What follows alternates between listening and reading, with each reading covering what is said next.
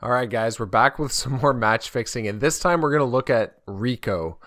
He's playing under this name for whatever reason, and this is a demo that I actually covered in the past, but I didn't really look at it through Riko's eyes at all. And then in the second half of this video, I also have another demo from Riko. And right off the bat with the pistol round, it does not look right. It just doesn't look like he's trying to kill that CT that has his back turned to him. And then he jumps up on the rail, and it's kind of weird. He's actually played with really good players in the past, like Tens, Toy, Food. He was a tryout on NRG as well. But people have suspected him of match fixing for a long time. And there's comments everywhere you look about this guy kind of being the ringleader or being one of the main guys to look to for match fixing in CS. And only 3 rounds in here on the 3rd round. And again, these gunfights obviously do not look like they're from a talented player. Like, look how far his crosshair is away from this fucking guy he's shooting in pit. Like, what are we doing? And then the delay to shoot the CT. Yeah, he only had 4 bullets, but like he could have, he could have tapped away and tagged the CT at least. There was a clear and obvious delay in shooting him. Anyways, this demo is honestly pretty nuts to watch. Another thing you shouldn't do if you're suspected of match fixing, probably don't post about the new car you bought. Not a great idea. Like, even though in his defense, it wasn't a brand new one. Yes, it was a couple years old. Probably, it wasn't a crazy amount of money, around $35,000, but not a great idea. I thought this was weird. Like, they throw 2 Xbox smokes. They do this a couple times in the game. And it's just so uncoordinated to have 2 Xbox smokes from... Like, are you guys not calming or anything? Like, what the fuck is going on?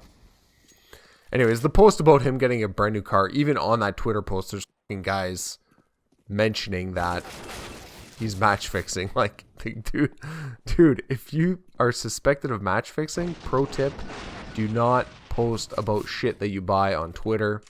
You're just going to get scrutinized even more, right? And like I said, 35 grand, not a huge amount of money. Maybe his parents bought it, whatever. I don't know. Anyways, Riko was actually a pretty good prospect. He trialed on NRG and really was on the cusp of going pro. The trial didn't work out on NRG. That's when Daps was on the team. And it was a little while ago. I think it was 2017. And now he's a bit older. He's 25 now, and the dream's probably dead. He was also banned on ESEA for malicious activity. He was consistently queuing with a guy that was banned for cheating. So they recognized that the alt account that was queuing with this cheater was Riko. So they banned Riko as well for, I forget how long it was, but I put in this clutch because I felt like his whole team's watching him for this, right? So I'm like, well, unless the whole team is in on the throw, which is possible, or at least knows about it, they're going to really scrutinize his play, right? Because they're all spectating him. And I felt like he didn't play it great. Like, he's got to hear those CTs running cat, and then he kind of looks surprised by it. Anyways, just a really poorly played clutch against pistols, I thought. This was also fucking ridiculous too, by the way. Like, he's full blinded. And then he starts moving out, as you would normally. Then he realizes he's throwing the match, so he moves back in to die. It's just like, it seems so obvious, And, yeah, this strat too, like, where are you going? You're the only one going up cat. Super aggressive, full footsteps. It's just so uncoordinated. This round, they have the bomb left in fucking spawn. And all 5 of them are alive. Like, you see more coordination in Pug games, right? I remember Odorous commented on this game on Twitter, and he mentioned, like, he said he wasn't in on the match fixing, which is fair. I actually watched a fair bit of it from his point of view, and he looked fine. Another double Xbox smoke here, by the way. But Odorous commented that they were just a Pug team, which honestly is weird because you find better teamwork in matchmaking. Like, you're not going to run up cat like that by yourself when your other teammates are so far away, right? It just doesn't make sense to me. So into the second half of this game, I find it so weird. They try and throw so hard in the beginning, but then when they get to like 11-5 or, the game's pretty much sealed, they play out kind of normal looking rounds. It's just weird that they can't manage to play normal looking rounds in the beginning. It's like, yes, you're throwing or you're trying to throw and you need to lose the rounds, but it's not that hard to do to make it look normal, you know what I mean? And this is the one of the guys that hasn't moved to Valorant. Oh yeah, I thought this was funny. He's moving while he's deagling, so his deagle shot like hits the barrel because he was moving while shooting anyways. Honestly, at this point of the demo, I'm sure you've noticed it's obviously him not playing at full effort. But this guy has officially retired from CSGO and is not playing Valorant on any... Maybe he's playing casually, but he's not playing on any real team. But I'll start the second demo here, and this is the same teams actually, Monstars versus Infinity, but you're going to see the roster on Monstars is a little bit different. It's got Shinobi and Swisher on it now. And you might, I'm not trying to pick on Infinity here either, but Infinity were one of the lower ranked teams in MDL. So their odds, obviously Monsters is favored. The odds of betting, or the odds you're going to get from betting on this game are going to be favorable to Riko if he decides to throw this game. And this demo is a lot more speculative. I feel like my opinion on this is that his whole team wasn't in on the throw, or maybe this game wasn't a throw at all. I thought his reaction time might be a bit slow here, but like he just kind of gets wrecked as that CT comes around the corner, right? So it doesn't look too weird or anything. But this game, it's not nearly as clear cut. It's a lot more speculation on my part, or Riko just gets fucking wrecked there.